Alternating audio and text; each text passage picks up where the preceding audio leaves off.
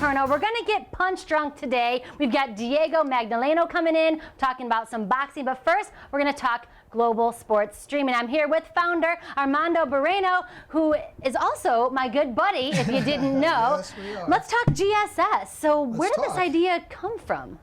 You have to go back a ways. A long time. Actually, when you and I first met, back when we were doing, what was it? 2005 or 6, yes. Anyways, we worked for this company, and I hired him as my boss because Yes. I don't really like bosses. so I let her do what she wanted. Right. It started back then, and YouTube was just starting out. And when I saw YouTube the first time, I'm like, oh, dude, this is the future. This is the future.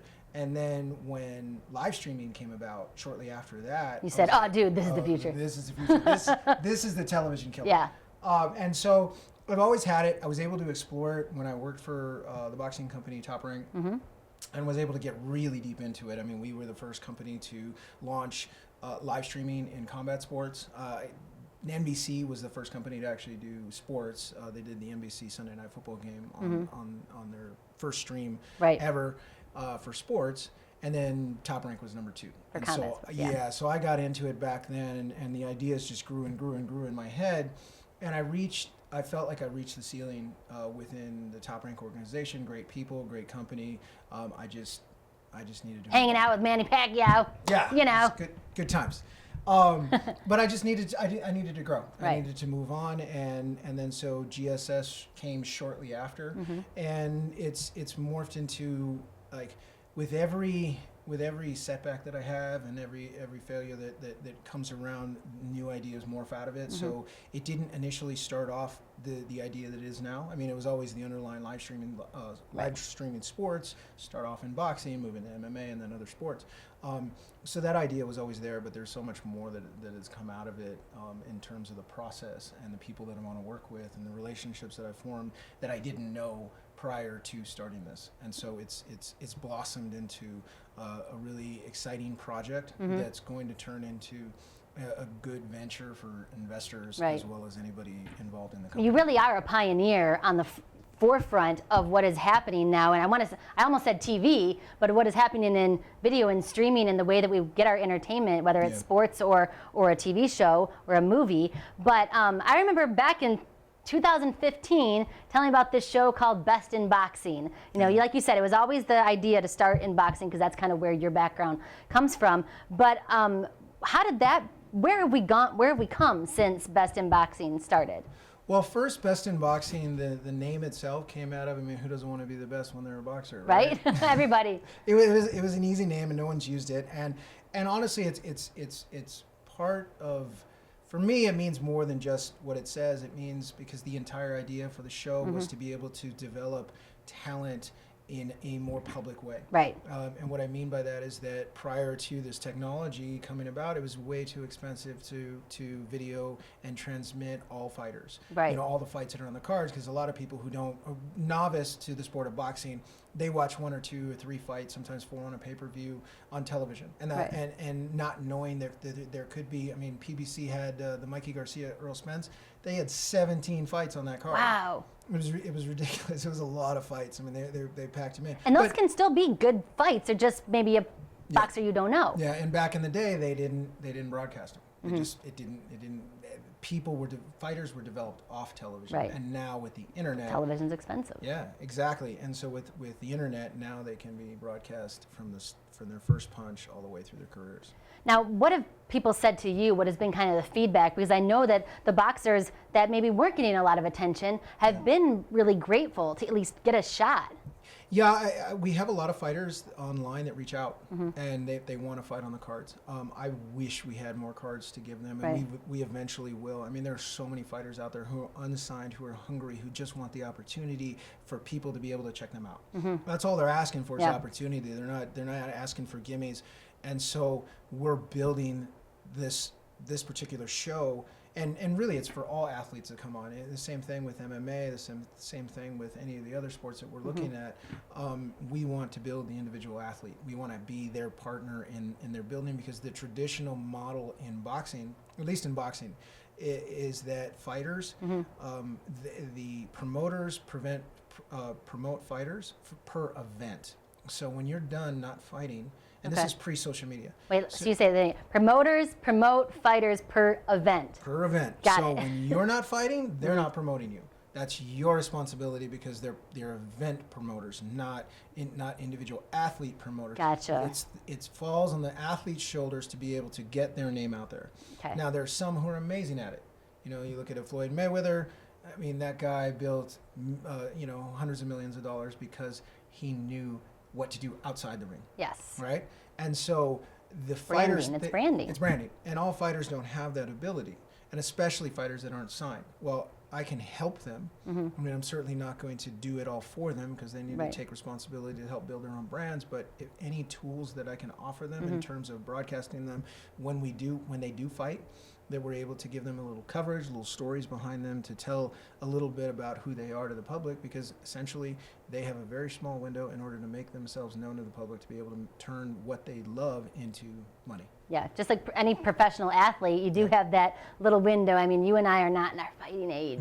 And I mean, we were just talking about that off camera a little bit. But what about challenges? Because I remember when you first did your very first broadcast down in Mexico, there wasn't enough bandwidth, and then it was going well, and then it would go down, and it would going well, and it would go down. So there have been challenges. That was the first that was the first transmission, yeah. Right. But no, the actual first fight that we attempted, that was a nightmare, and this just goes to a lot of... I've had a lot of unlucky things happen, and it's just There were lessons. There were lessons. A lot of lessons and a lot of failures. I mean, well, that's one of the things. Like you look at if you watch any YouTube video on inspirational men or women, Right. they're always talking in the past tense because they're billionaires and people reach out and respect that, right? And so they want to know how they built. Well, I'm not a billionaire, and I'm in the midst of starting this thing, Right. and so I'm sitting here trying to chronicle it. I've decided to chronicle it and let people know what's going on because Right. it is the most difficult thing I've ever done. It has completely changed who I am in terms of my patterns and my ability as a leader, and that every failure that I've had to take on my shoulders is magnitude. It's much different than if I'm working for somebody. I mean, this is me. It's on my shoulders. It's my responsibility in order to deliver. But it's a lesson. You got to go through it. Yeah, and so to get back to how we started, hired an American crew. All the people that I knew from the boxing world came out to help. Took them. We went down to the border. Got all the paperwork. A lot of people may not know that in order to take professional equipment back and forth across the border, you need paperwork to For verify. video equipment and yeah, audio to verify equipment. that you own it, that you're not buying it down there and bringing it back cheap. Okay. And so we did all that, did everything properly.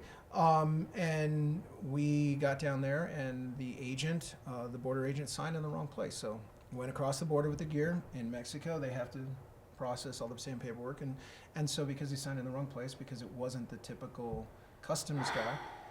Long story short, they circled around about 4 times, then they got flagged, because if you come across the border 4 times, then you're flagged, then you have to go to the secondary, and then by the time they got out of They just shut it down. Oh, by the time they got out of secondary, the fights were like an hour in. I mean, it was so we didn't even set up. I mean, that's how bad it was. I mean, yeah. So that was lesson number 1 of many. That was just yes. that was I love just that a we're calling start. them lessons. That yes. was just They're the start. lessons. So yeah, I've had just about every major catastrophe that can happen, including like one of my so my first partner, it got a little. He's nothing against him, a family man. Had to take care of his family, had to feed his family, and this is not easy living. Yeah, and no. when you have kids, you got to be able to. I almost gave a Gary Vee quote right there, but you told me I can't swear. So, when you're starting a business, you gotta let's just eat some humble pie. That is not how Gary Vee would say it. Yeah, well, I'm doing that right and now. not actual pie, and because I continue to do that. some people need to make money. Yeah, and some people are like me and just keep on throwing money at something. But it's going places and it's picking up. No, So where are we now with GSS? Okay, so basically we're in the process of financing right now. There's a few things that had to happen along the way. One to lay the foundation for the actual ideas, and then work out those ideas, and that takes time to be able to do, to be able to script it all out and create pitch decks and do all the stuff that is necessary in order to. Guys, he has lots of ideas. We just can't talk about them because all of you can't sign an NDA, non-disclosure agreement. So you have to work out all these ideas. He makes me sign them, by the way. I'm just saying. Yeah. Well, there's some cool ideas. They are really cool. But no, the ideas have to be laid out, and so that's what I've worked on, and now I'm in the process of finding the money in order to finance it. Look, the ideas that I have are big. I mean, where I want to take this is massive, and in order to do that, I need financing. It's not something that I can do alone, and what a lot of people don't realize is that financing is very difficult to get. Right. It's the majority of people who do get financed for startups, they're being financed by relatives. I mean, that's the way it goes. It's you're not going to some foundation, or you're not. I know going we to don't some have think rich tank. parents. No. Missed the boat on that one. Yeah, it happens. Yeah. Well, then, if you are kind of eating some humble pie, and you are, you're building this slowly, which I do see progress, which is very exciting. Not only sitting here with you now, but as your friend, what keeps driving you? Wow. There's multiple things that drive me. I think my necessity for change. I've never been a follower, or I have trouble following, put it that way. And so my ideas have always been my freedom. And so it's like, if I am executing on my ideas, and they're big ideas, and they require not only a lot of financing, but they also require a lot of people to help. And so there's that drive in that. I have so many people that I've met, amazing people that I want to work with. Yeah. Like, my dream is to have an office full of people that I love working with. Like, how? Yeah, exactly. I keep bugging him. Come on, I need a job here. Let's make some money. There are so many people that I've met over the years who are just amazing people that I want around me all the time. Like, I want to build a company of a bunch of amazing people, and I know them. Like, of all the thousands of people that I've met throughout my life, there's certain people that just pop out that we align and we want to do stuff together, but it's a matter of financing. It's like, everybody's got to eat. Yeah. And so how do I create a business to help everybody eat? It's funny that you say that, because oftentimes when I talk to boxers, or you hear people talk about the family, it really is a family, and it sounds like you're bringing that kind of boxing family feel into your business, or at least you want to. Yeah, I learned that, honestly. I learned it from Top Rank, being on the road all the time with everybody. We were all so close. I mean, we fought like family. Right. Put it That's mildly. TV if you don't know. No. But there was a lot of beautiful people there that I love, that I would love to work with again. Yeah. And so it's just a matter of getting the finances to get them all in the same building. So he hasn't forgotten about you. No, if he loves you. And then my own family drives me. I mean, there's something to be said about producing a chain of successful people, and being able to say, hey, look, I don't have any kids of my own, but I have nephews and nieces, and to be able to let them see that, hey, there's somebody in your family that's fighting, and if I'm able to get to the levels that I'm able to get to be able to help them out, and maybe set them up. Not that they're not capable of doing that on their own, but that's always something you want to help out your family, the next generation coming up. So that does motivate me. And then my past also motivates me.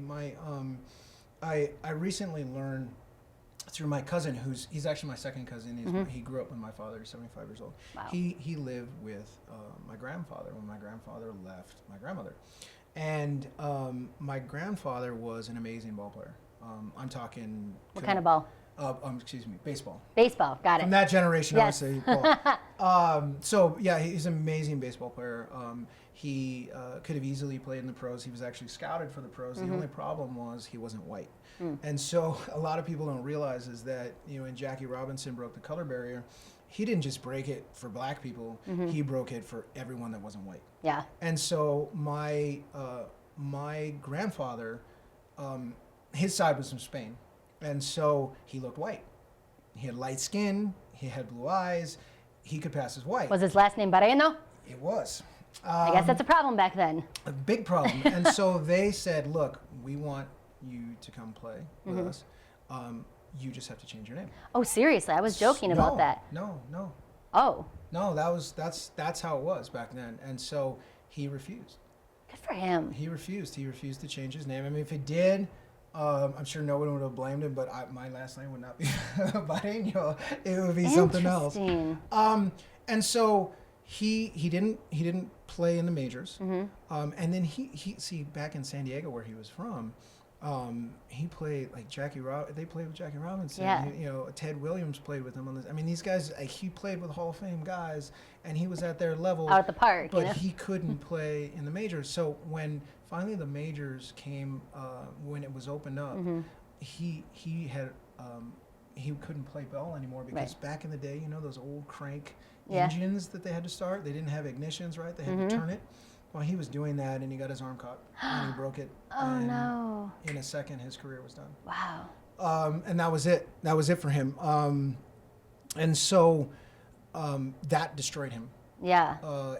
He was an alcoholic. He was abusive. He left my grandmother. He was womanized. Everything that could have gone wrong went wrong in his Trying life. to fill that void with something. Yeah, I mean, he lived.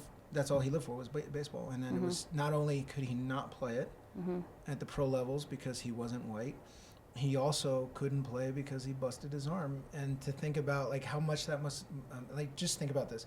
If you were offered to play ball and you said yes, you just had to change your name, and say he did, he would have gone on to live a much different life and probably never would have been cranking that engine. Right. Yet, so for him standing his ground and his beliefs, that happened. Right. And he didn't overcome it, right? He didn't overcome it, and he died tragically, unfortunately. And I say tragically in that when my grandmother passed away, he had left her years before, but that was the only woman he ever loved. And when she passed away, he passed away shortly after. Right, like the Notebook. Yeah, exactly, exactly. And so the reason I'm saying this is that I look to the past and the failures of the past generation, and that pushes me and that inspires me to be able to keep going for the next generation, because there's so many things that I don't even know that I'll accomplish yet, or examples that I'll set for the next generation that I don't even know what those will be yet. But if I continue on a positive path, if I continue pushing forward, at least they'll have those lessons versus, you know, a tragedy like my grandfather. And I feel like genetically we have the same in us, the same abilities, the same possible. You know, we don't know how much of our personalities come from our past, right? Come from our genetically, and so how much of him is in me, and I refuse to fall like he did. You know? Gotcha. And so that motivates me, that drives me. When I heard that, I was, first of all, I was touched. It was a very sad story, but at the same time, it's like, how do I flip it? How do I flip it and make it into something into something positive? And I've used that as times have gotten tough building this company, because it is definitely not easy. No, it has not been. I know you as you've been going through this, and I've been cheering for you. Yeah. And for everybody who doesn't know, you know, it's like, why, you know, come on, where's your company? But there's so many little steps that go into it, and so many little setbacks, and then you step again. But the thing is, like you said, you just keep going, which is great. So not only readjusting the past, like you said, but now you're giving chances to, at least right now, boxers who may not have another shot to really get themselves out there. So it's kind of twofold there. But why come on camera and talk about it? Why do you think that's important? Put your face out there. Because he's usually behind the camera. This is the first time I've ever actually seen him on camera. I've been on camera a lot of times with him behind it. Yeah, but so why now? Why are you putting your pretty little face out there? Well, it took a lot, honestly, to be sitting in this seat. And I've done it a few times lately, and this very first time. You could search back my entire life, and you do not. I know, seriously, he's always behind the camera. Never find video of me. And so, honestly, I have to do it in order to build this company. Like, it's one thing to be able to have a business plan, take it, and pitch it all the time, but it's another thing to put a face to the company, because what I've realized in this whole process of learning how to do this is that ideas come and go. It's the individuals who lead these companies, who start these companies that investors are investing in. Right. You know, you're not investing in Apple because Apple's starting a computer company. You're investing in Apple because Steve Jobs is running Apple. And I'm certainly not comparing myself to him at all, but it's just an example of people need to know, the potential investors need to know that I'm putting my face, that this isn't just a fly-by-night operation, Right. that this isn't some idiot that's just coming, and don't get me wrong, I've done a lot of stupid things to get this company off the ground, but Right. this is not an idiot. I've done this before. Right. I mean, Top Rank has made millions. But your risks are calculated, and that's the thing. You're willing to take the risk. You're willing to put yourself out there, Yeah. and you're willing to put your face out there. And I love that about you, because you're right. It doesn't matter if you have the best idea in the world. If it's your first idea, you're still a risk. Yeah. You know, to potential investors. And once you get that off the ground, they say, hey, this guy's really doing something. You know, GSS is really doing something special, which I really think it is. I wish I could tell you all the ideas. I can't have electronic NDAs for all of you watching right now. So there are some great things. And content, you mentioned, you'll never find a video or a photo even really of you out on social media until lately. I almost fell off my chair. I saw you on Instagram talking. I was like, what is he doing? What is he doing? Oh, So I've been content now. I've been practicing in the car as we drive down to San Diego for the fights, or Yeah. Tijuana for the fights. There's one of my good friends, Aldo. He goes down with me all the time, and we've done it multiple trips. That's the first time I posted it. Wow. Because it's never right, and I'm like, fuck it, I don't care anymore. Yeah. Excuse my language. It's the internet. It doesn't matter. I don't care anymore. Right. Like it's all about building this company. I'm coming off of a low in terms of where I was at and what I wanted to do with this company, and now I've gotten to the point where I honestly don't give it. I won't cut. You care so much about the company, but you don't really care I don't if care you what look people stupid think on of me. TV. No, I just don't care what people think of me anymore. Right. I'm that's beneath what my goal is, and my goal is massive. And in order to do massive, I have to put myself out there and be. I mean, I don't want to say massive, but Well, everybody thought all the good inventors were crazy until they did it. They always tell you that it can't be done people think until I'm you crazy. do it. If I tell everyone the full idea, Yes. some people are like, oh, okay. Yeah. Yeah. No, but that is Their silence is that's so one of the telling. necessary steps for greatness is Yeah. to not care what people think, because once you stop caring, fear predicated by judgment. Gary Vee says it all the time. Fear is predicated by judgment. So if you're worried about what people are thinking of you, or that your idea is stupid, or it's too big, or you can't do it, that's where the problem is. And you're never great until someone tells you can't do it, and then you do it, and you're doing it. That's why it's so exciting. Yeah. Whether it is putting your little face out there on Instagram, which made me almost fall out of my chair, And or I've done it a couple times. I know, I've done it I a can't couple believe it. I'm times like, now. what is he talking about right now? So that's the thing, is like not just your content, but this is our very first podcast too. So we're creating more content, getting it out there, getting the idea and the concept out there, because the world is changing. Both of us started in television, TV production. That's why we know each other. And our industry, our world, is completely flipped upside down. And if you're not one of the innovators, you're going to be left behind. So I'm really excited for you, and I'm excited that we're doing this podcast, and I'm excited for what's to come, because like you said, when YouTube came out, a lot of news anchors, like I come from a lifestyle TV and news anchors, we were all like, oh no, our jobs are going to be gone, and they are going to be gone. But you saw it a different way. You're like, hey, how can I get on this? What can I do? How can I change with it? This is the future of entertainment. I mean, if you look back at what television did to radio, it was revolutionary. I mean, at the time, the fact that people could transmit images across an electrical line and receive, the Beatles in their house, or watch the moon landing, that was something that you only dreamed about 10 years earlier. Right. Like science, it was something of science fiction. And now with the ability to where, when I first started GSS, and this wasn't that long ago, right? When I first started, I'd have to explain live streaming to investors, to potential investors. What is live streaming? Because that wasn't that long ago. That was like 2015. It wasn't yet a daily. We were still worried about having enough broadband and spectrum and all that they stuff. had to perfect it. Yeah, there was a twofold. There was the technology side, being able to distribute it, as well as before 4G came into being, you couldn't transmit video. I mean, you could, but it was poorly transmittable. And now on the creative side, so you have all this technology that came in. Now you have all this creative that's just flooding the market to where, I mean, we're producing amazing amounts of data every single day. Video, where, I mean, how many times a day do you post? Right. How many times a day? Well, you're producing tons of video and content, but people are consuming tons and tons of content, particularly the younger generations. Yeah, they want to watch it. I mean, I've said this since day one. They want to watch it when they want to watch it, where they want to watch it, on what they want to watch it. So the world is a-changing, and you, my friend, are leading the way, and this is very exciting. I'm so proud of you. Yeah. I'm so proud of you. I'll get there eventually. Well, I mean, so what? So it's not a multi-million-dollar company right now, but how brave is it? Like, just your bravery alone, that you stepped out and you put yourself out there, and you really, like you said, you've fallen quite a few times, just like any good businessman or any innovator has fallen. You usually don't hear about those stories. You always just hear about the successes, but you know, you've gotten back up. You've gotten back up, and it's just like a boxer in the ring. You know, you got to get back up. You got to get back up. Yeah. And you're doing it. That's exactly what I'm doing. He's doing it. I've had to learn a whole new skill set. Like the person I was 4 years ago, a little over, almost 4 years ish. The person that I was back then, I am not now. I couldn't have been a CEO of a company or lead a company.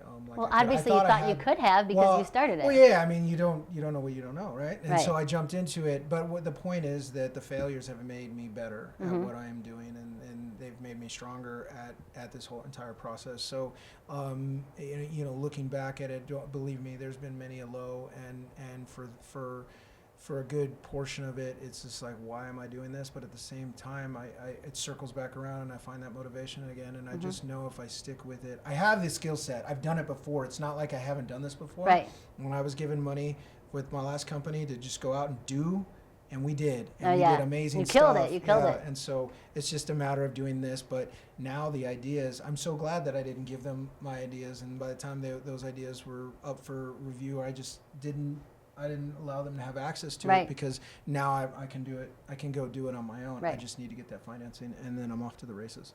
Get that money. So Best in Boxing is doing well. We are so excited to see where GSS goes. And coming up, we're getting punch drunk. We've got Diego Magdaleno in the house.